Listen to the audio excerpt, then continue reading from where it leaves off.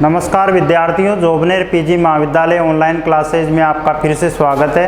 आज हम BSc part 3 botany first में हम एक नया क्वेश्चन लेके आए हैं, वो है जड़ के रूपांतरण। इससे पहले हमने तने के रूपांतरण पढ़े थे। जड़ के रूपांतरण कौन कौन से होते हैं, इसमें जो उदाहरण होते हैं वो कौन कौन से होते हैं। सबसे पहले हम बात करते हैं तर्कुरूपी।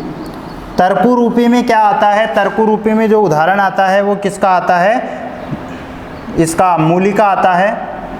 मूली में आपने देखा होगा कि सबसे ऊपरी पार्ट की यदि हम बात करें तो ये इसका जो ये आपको ये जो संरचना दिखाई दे रही है, ये जो होता है इसका मुख्य तना होता है, और उसके बाद में ये आपको धीरे धीरे क्रमशः इसका जो आकार होता है वो तर्कु के समान होता है। इसका मुख्य जो पार्ट होता है, ये ऊपर वाला जो एपिकल जो पार्ट होता है वो मोटा होता है और धीरे धीरे ये क्रमशः छोटा होता जाता है। परंतु इसमें जो संचित भोज्य पदार्थ होता है मूली में गाजर की तुलना में अधिक होता है, और इसके पार्श्व में छोटी छोटी धागे नुमा संरचनाएं पाई जाती है। इनको जनरली हम मूलाभास कहते हैं, जो क्या करती है, जल और जो खनिज तत्व होते हैं उनका क्या करती है, अवशोषण करती है। इसकी जो पत्तियां होती है वो क्या होती है, जालिका व सिरा विन्यास पाया जाता है। पत्तियां जो होती है वो चौड़ी होती है, और पत्तियों के जो किनारे होते हैं वो आपस में ऐसे विच्छेदित होते हैं। तो ये जो पहला जो पार्ट है वो जड़ के रूपांतरण का तर्कुरूपी है। इसका उदाहरण क्या आएगा? मूली इसका उदाहरण है, मूली। इसके बाद में हम बात करते हैं शंकुरूपी। दूसरा जो जड़ का जो रूपांतरण है वो कौन सा है? शंकुरूपी। अब जैसे हम शंकुरूपी का नाम ले रहे हैं तो इसमें नाम से ही अपने को पता चल रहा है कि निश्चित रूप से इसकी जो आकृति होगी वो किसके समान होगी? शंकु के समान इसकी आकृति होगी। शंकु की आकृति हम जानते हैं कि जो शंकु होता है उसका ऊपरी जो पार्ट होता है वो क्या होता है, बड़ा होता है, और जो नीचे वाला जो पार्ट होता है वो क्रमशः ये ऐसे पतला होता जाता है। आपने शंकुरूपी पेड़ भी देखे होंगे, तो इसकी जो आकृति होती है वो शंकु के समान होती है। इस कारण से इसको शंकुरूपी रूपांतरण माना है। सबसे ऊपरी पार्ट में क्या पाए जाते हैं? यहाँ पर तो देखो इसका मुख्य तना होता है। जो तना होता है वो हमेशा क्या होता है, अपहासित होता है, और तने के आधारी जो भाग होता है इस आधारी भाग से शंकुनुमा एक जड़ निकली रहती है, और इसके ऊपरी पार्ट पर यदि हम बात करें तो इसमें शाखाएं निकली रहती है, और शाखाओं के सहारे ऐसे छोटी छोटी जो पत्तियां पाई जाती है, ये पत्तियां क्या होती है, कटी फटी होती है। जबकि मूली में क्या होती है, जो पत्तियां होती है वो बिल्कुल कटी फटी नहीं होती है, वो विच्छेदित होती है। इसमें जो पत्तियां होती है वो कटी फटी होती है। पत्तियों का जो रंग होता है वो क्लोरोफिल के कारण हरा होता है। और गाजर में भी दो प्रकार की गाजर होती है, एक तो लाल गाजर होती है, और एक आपने देखा होगा कुछ बैंगनी रंग की जो गाजर होती है उसमें बीटा कैरोटीन पाया जाता है। कई बार पूछा गया है प्रश्न कि बीटा कैरोटीन सर्वाधिक मात्रा में किसमें पाया जाता है? तो गाजर में जो लाल गाजर होती है उसमें बीटा कैरोटीन की मात्रा अधिक होती है। तो बीटा कैरोटीन की उपस्थिति के कारण इसका जो रंग होता है वो क्या होता है, लाल रंग, और बीटा कैरोटीन जो होता है वो थोड़ा गहरा लाल होता है। उसके बाद में हम बात करते हैं, इसका जो उदाहरण हो जाएगा वो क्या हो जाएगा, गाजर हो जाएगा। तीसरे नंबर पर हम बात करते हैं, तीसरा जो रूपांतरण है वो कौन सा है, कुंभी रूपी। कुंभी रूपी में भी जैसे क्या है, इसका जो आकार होगा वो कुंभ के समान होगा। जनरली ये जो होता है वो प्याज की तरह ही होता है, लेकिन ये बड़ा होता है, आकृति में बड़ा होता है, और इसमें किसी भी प्रकार की जो सल्क या तस्त्रियां नहीं पाई जाती।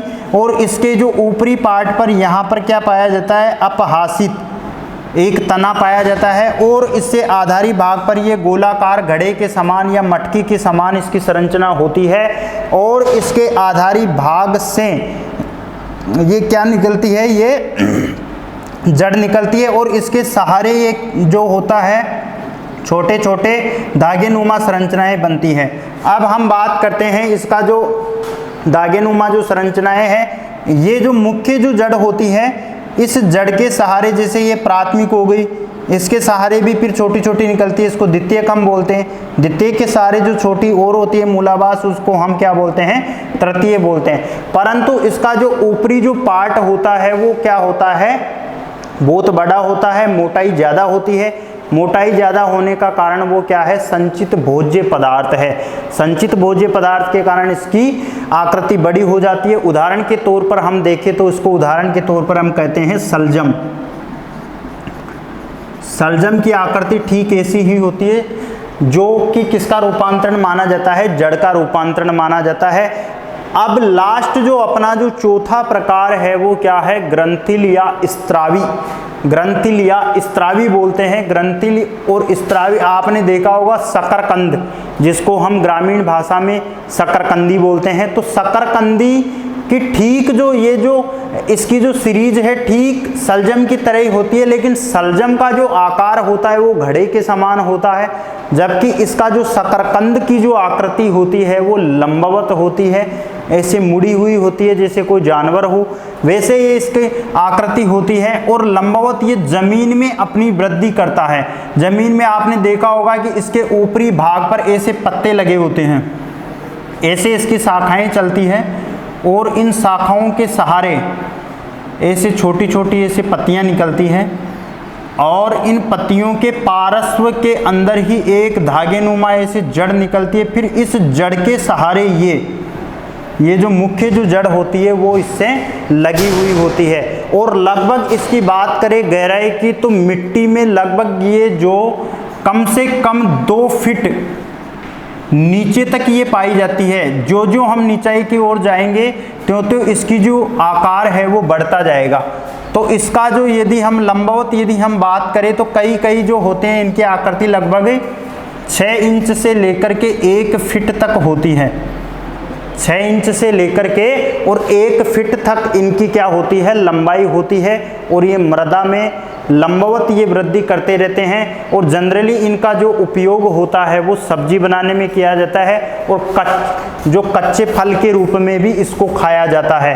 तो ये इसको ग्रंथिल इसलिए बोलते हैं कि क्योंकि इसको ग्रंथियों के समान इसकी संरचना पाई जाती है और इसको विटामिन और प्रोटीन की दृष्टि से भी इसको महत्वपूर्ण माना गया है।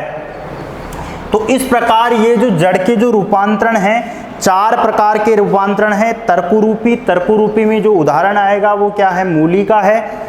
शंकुरूपी, शंकुरूपी में जो उदाहरण आएगा वो किसका है, गाजर का है। और कुंभी रूपी, कुंभी रूपी में उदाहरण है वो सलजम का है। और ग्रंथिल या स्त्रावी, इसका जो उदाहरण है वो क्या होगा, शकरकंद होगा।